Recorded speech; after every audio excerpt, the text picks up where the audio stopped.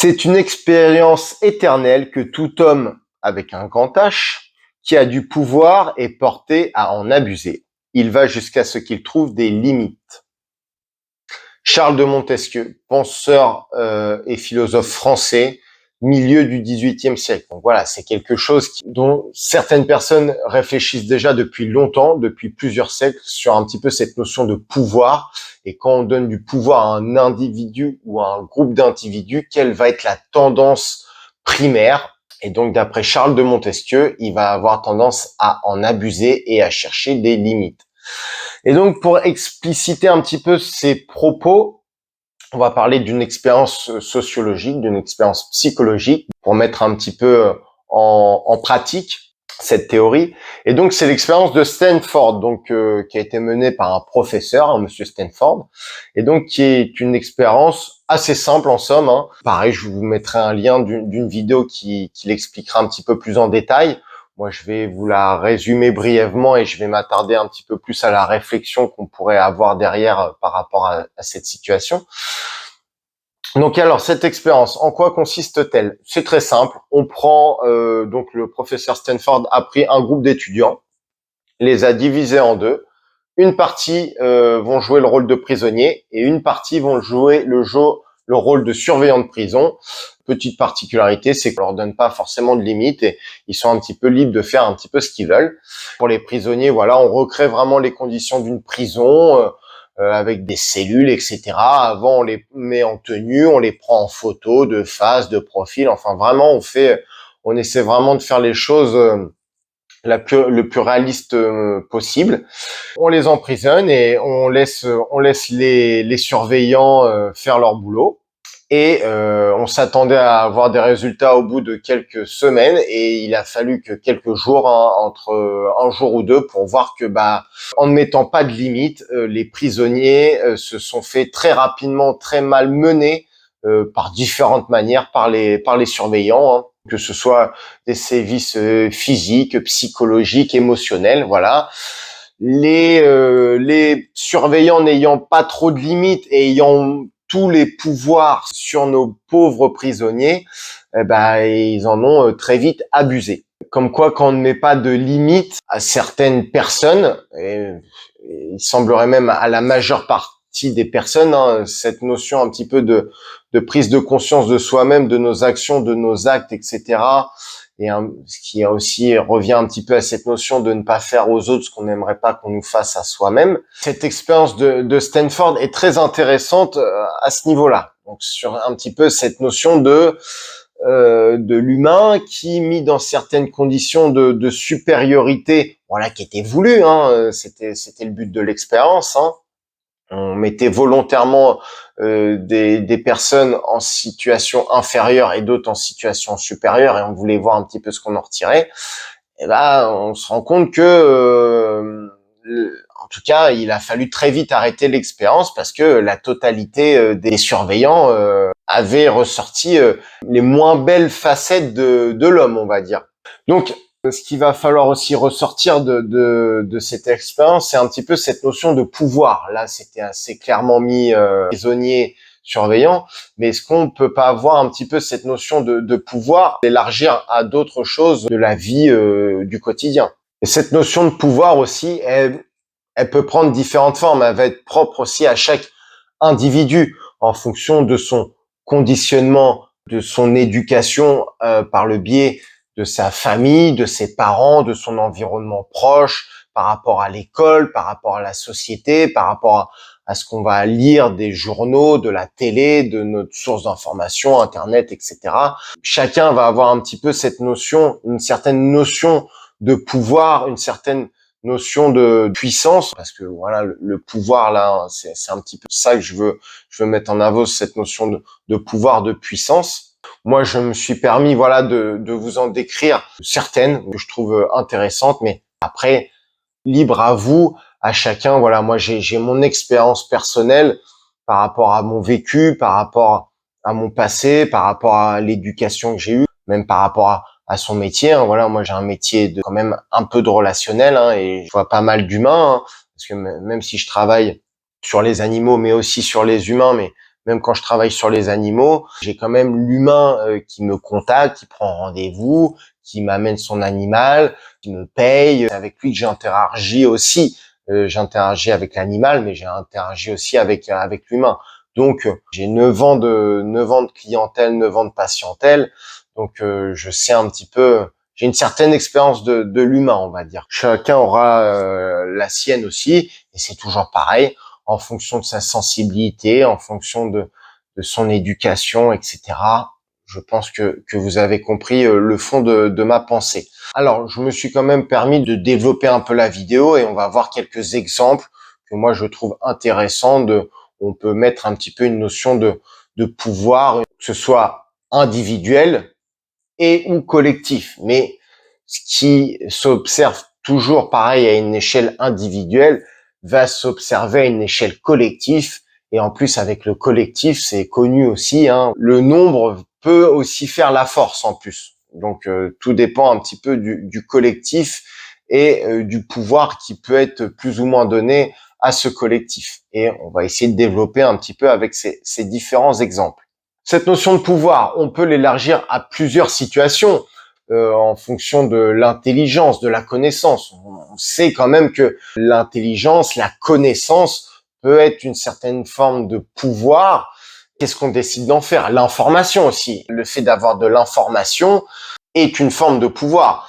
C'est pour ça que, par exemple, en temps de guerre, et ça c'est connu depuis toujours, hein, depuis Napoléon, les guerres napoléoniennes, etc., plus vite on avait l'information sur le mouvement des troupes ennemies, sur leur nombre, sur leur taille, sur différents facteurs, hein, cette notion de connaissance de l'autre, plus on pouvait en déduire une stratégie de défense ou d'attaque, etc. En tout cas, réagir en fonction de ce qu'on savait de l'autre. C'est connu dans le domaine militaire, mais ça va être aussi connu dans le marketing, hein. Quand on connaît les attentes du consommateur, on peut plus facilement mettre en place, élaborer une stratégie de vente, de communication, etc. en relation avec les attentes des consommateurs. Donc, toujours pareil, avec du bon et du moins bon. Tout dépend du produit que l'on souhaite vendre.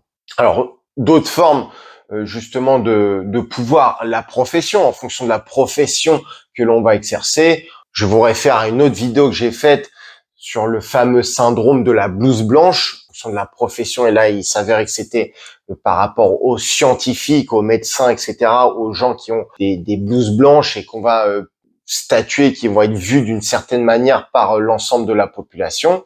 Parce que ça, c'est un conditionnement qui nous est inculqué depuis tout petit, en fait, hein. Si vous reprenez les dessins animés, les histoires, les livres qu'on nous raconte, etc. Voilà, je vous laisse vous référer à vos souvenirs.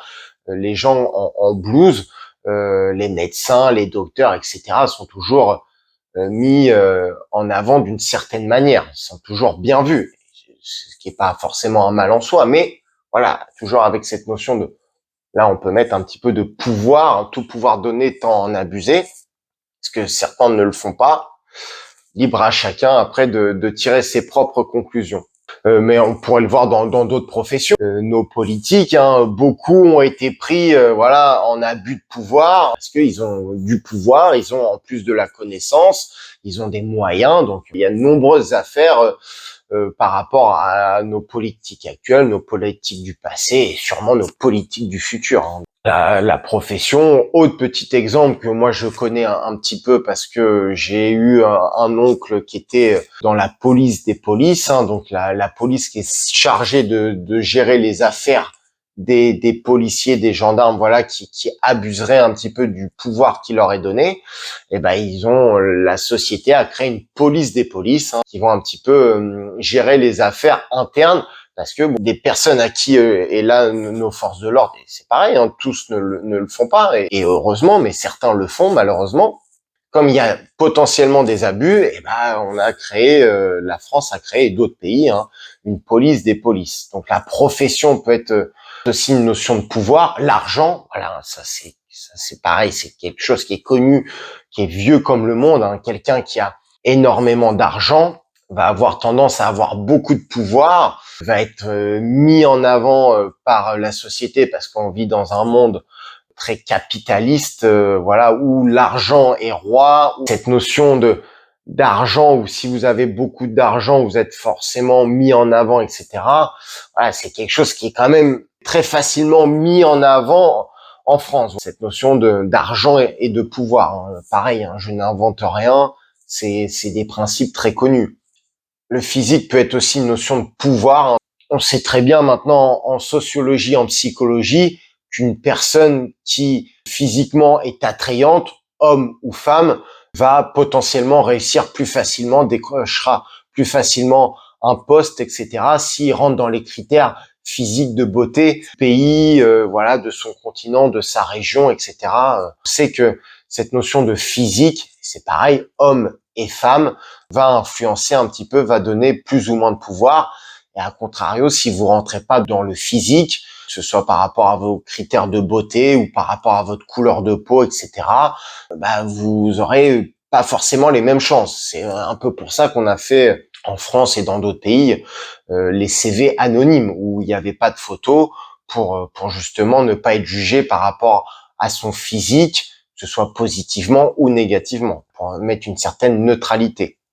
L'âge peut être aussi on peut avoir aussi une notion de pouvoir vis-à-vis de l'âge. Hein. On vit dans une société où si vous êtes une personne, voilà, d'un certain âge, etc. Moi, ça rentre pas vraiment parce que j'ai été élevé d'une manière où, depuis tout petit, on m'a inculqué la notion de le respect. C'est quelque chose qui se mérite. Ce n'est pas quelque chose qui est dû d'office. Voilà, peu importe l'âge, etc. On n'est pas respecté d'office. En fait, le respect, c'est quelque chose qui doit se mériter. Ce n'est pas quelque chose qui est dû. Mais on va dire que de manière générale, pour beaucoup, en tout cas, tout du moins, quand il y a un certain âge, il faut un respect d'office, etc. Certains pourraient aussi être un petit peu enclins à en abuser du fait de cet âge, de cette notoriété liée à l'âge. A contrario, on peut avoir l'extrême opposé, un nouveau-né, un bébé, un jeune enfant va aussi, d'une certaine manière, de manière plutôt inconsciente, et parce que là c'est nécessaire, va demander beaucoup d'attention, parce qu'il n'est pas capable de manger tout seul, parce qu'il n'est pas capable de se déplacer, etc. Puis après, il est en mode d'apprentissage, donc voilà, beaucoup d'énergie, ça déborde d'énergie et j'en passe et des meilleurs. Et peut un petit peu, mais alors là, voilà, l'enfant, ce sera plus de manière inconsciente, abuser un petit peu de ce pouvoir qui lui a été donné vis-à-vis de son âge, de son jeune âge. Et on a l'extrême opposé. Les personnes un peu plus âgées, un peu plus matures, etc., un peu vieillissantes, peuvent aussi, d'une certaine manière, un petit peu abuser de cet âge par rapport, comme j'ai dit, un statut qui pourrait leur être octroyé d'office, etc. Comme toute chose qui est un petit peu donnée d'office, la remise en question peut être un petit peu compliquée. On peut un petit peu se conforter dans un certain confort, quel qu'il soit, on va dire. Et vous pouvez continuer. Il y aura plein d'autres exemples. Vous pouvez vous amuser un petit peu, avoir un petit peu cette notion de pouvoir. Moi, j'en ai trouvé d'autres et ça m'a fait rire en y pensant. Et on l'a tous été. Et c'est un exemple comme un autre. Hein. Mais bon, voilà des exemples où on a été en situation de pouvoir et on en a abusé. J'ai été victime, j'ai été bourreau, vous avez été victime, vous avez été bourreau. C'est comme ça, il faut l'accepter. C'est pas forcément agréable à vivre, que ce soit dans un cas comme dans l'autre. Hein, quand on est le bourreau et qu'on a pris un petit peu de recul et qu'on a vu que dans la situation on nous avait donné du pouvoir, on avait pu en abuser, c'est pas forcément quelque chose qui est facile à vivre. Après, tout dépend de la conscience de chacun, hein, c'est toujours pareil, mais c'est pas forcément facile à vivre. Au même titre que quand on a été dans la situation de victime, c'est pas forcément non plus facile à vivre. C'est toujours pareil. Il n'y a pas forcément de mieux ou de moins bien, tout dépend après de l'individu, c'est toujours pareil, de sa conscience personnelle, mais bon, pour l'avoir vécu, et je pense que plein de personnes seront d'accord, l'une ou l'autre n'est pas forcément facile à vivre et c'est pas forcément plaisant. Mais j'ai trouvé un exemple qui moi m'a fait rire, où ça parlera un petit peu à tout le monde, c'est sur la route. C'est vrai que la route a un petit peu cette capacité où on est un petit peu derrière son volant, on est dans un espace confiné, on peut un peu se sentir en situation de pouvoir. Et surtout, ça m'est revenu un exemple où on a un accrochage, où on doit faire un constat. Alors bon, bah quand on est dans son droit, parce que ah bah non, c'est moi qui suis prioritaire, c'est moi qui ai raison. Alors là, on a vite tendance à vite être très sûr de soi, un petit peu écrasant vis-à-vis de l'autre personne et un petit peu enfoncé, etc. Alors que bon, la route est un bon exemple. Je pense que les conducteurs qui ne font aucune erreur et qui, bon, bah, malheureusement, une fois ont un accrochage, ont un accident, ça peut arriver à tout le monde. Un conducteur qui ne fait jamais d'erreur, c'est rare. Bon, après, il y a des erreurs qui sont plus ou moins graves. C'est toujours pareil de conséquences derrière. Quand c'est que ouais, j'ai toujours eu que des dégâts de carrosserie et c'est très bien comme ça.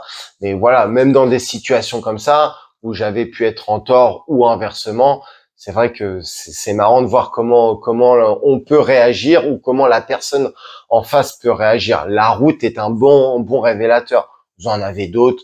Internet, les réseaux sociaux, c'est un bon exemple aussi où derrière son écran, derrière son petit espace dans sa chambre ou peu importe l'endroit où on est, derrière son PC, son portable, on peut avoir beaucoup de pouvoir. Où maintenant on note un petit peu tout, hein, donc ça donne aussi une certaine notion de pouvoir, tout pouvoir donné comme on a pu le voir peut tendre à en abuser et on va chercher une certaine limite, on va dire. On va chercher les limites de ce pouvoir. Cette notion donc de tout pouvoir donner, tend à en abuser, voilà, un principe psychologique, un principe conscient ou inconscient, mais qui est propre à tout humain, qui est propre à chaque homme avec un grand H, et tout dépendra toujours, pareil, de sa sensibilité propre, de son caractère. Mais je trouve que c'est un principe, c'est une notion qui est intéressante, que moi je trouve intéressante en tout cas à connaître, à s'intéresser, à se documenter dessus, à faire un petit peu sa propre auto-analyse de dans telle situation, est-ce que j'ai pas un petit peu abusé de mon pouvoir? Est-ce que j'ai pas un petit peu dépassé certaines limites où j'ai cherché justement les limites à abuser un petit peu du pouvoir qui m'avait été donné? Et peu importe le pouvoir, je vous laisse faire un petit peu votre propre auto-analyse. Alors je sais qu'il est toujours plus facile d'aller balayer la porte du voisin que sa propre porte, mais c'est pareil, c'est quelque chose qui est très humain, mais il est bon d'alterner entre ok, voir les défauts des autres, c'est plus facile, mais il est bon aussi de regarder un petit peu chez soi et d'essayer de faire sa propre auto-analyse et de voir ses propres défauts, même si c'est jamais agréable. En tout cas, moi, l'ayant fait, et je reconnais que dans certaines situations, j'ai été parfois bourreau, parfois victime. J'estime que l'une ou l'autre n'est pas confortable, quelle qu'elle soit. C'est pas forcément plaisant d'être le bourreau quand on a pris conscience de certaines choses. Tout dépendra de chacun, son propre niveau de conscience et là où il met le bien, le mal. Et en tout cas, moi, l'ayant fait, c'est pas forcément quelque chose de plaisant. Bon, après, c'est mon cas personnel. Après, je le ferai encore sûrement dans l'avenir. Hein. C'est le but, en tout cas de l'homme, c'est toujours un petit peu d'avoir des tendances répétitives et tout va dépendre en plus des situations dans lesquelles on va être mis. Tout dépend aussi de l'environnement dans lequel on va être, de son niveau de fatigue, de son niveau d'énervement éventuel. Enfin voilà, il y a plein de facteurs à prendre en compte et on sera tous amenés, je serai amené dans l'avenir à réabuser de mon pouvoir dans telle ou telle situation. Vous y serez aussi amené, mais c'est bon quand même d'en prendre conscience et peut-être le fait d'en prendre conscience, d'apprendre, tout du moins en prendre conscience dans l'avenir permettra un petit peu de nuancer et d'équilibrer et de pas partir dans une surenchère, on va dire, de prise de pouvoir, ce qui peut être néfaste d'une certaine manière. Une fois de plus, ce n'est que mon analyse. Ne le voyez pas comme quelque chose où je pourrais vous jeter la pierre. Loin de là, loin de moi cette idée. Je le répète une fois de plus, j'ai moi-même abusé de mon pouvoir par le passé. Je le ferai sûrement dans le futur. Mais d'en avoir pris conscience, j'espère le faire différemment ou le faire moins pour modifier un petit peu certaines choses dans ma propre expérience, tout simplement. Et c'est un petit peu le but de cette vidéo, que vous puissiez peut-être d'une certaine manière quand vous vous sentirez un petit peu dans une notion de pouvoir, de supériorité, peu importe le pouvoir du moment qui vous sera octroyé, de peut-être réagir différemment, de nuancer, d'atténuer. Il semblerait que la prise de conscience derrière entraîne des modifications, des changements dans son comportement, des choses qu'on ne voyait pas forcément une fois qu'on a été habitué à les voir, modifie nos actions, nos réactions, nos comportements. Donc c'est un petit peu le but de cette vidéo et de ces différentes vidéos sur tout ce qui va être comportement sociologique, comportement éducationnel, conscient, inconscient, etc. Conditionnement, on va dire, propre à l'humain. Je vous souhaite un bon rééquilibrage, une bonne analyse, une bonne auto-analyse. À bientôt. Merci pour votre écoute et comme le dit l'adage, qu'on parle de moi en bien ou qu'on parle de moi en mal, le principal c'est qu'on parle de moi. Donc n'hésitez pas à partager, à liker, à commenter, à interagir avec cette vidéo. Et pour les plus téméraires, vous pouvez aller faire un petit tour sur le Tipeee. Dans tous les cas, je vous dis à bientôt pour de nouvelles vidéos. Prenez soin de vous. Ciao, ciao.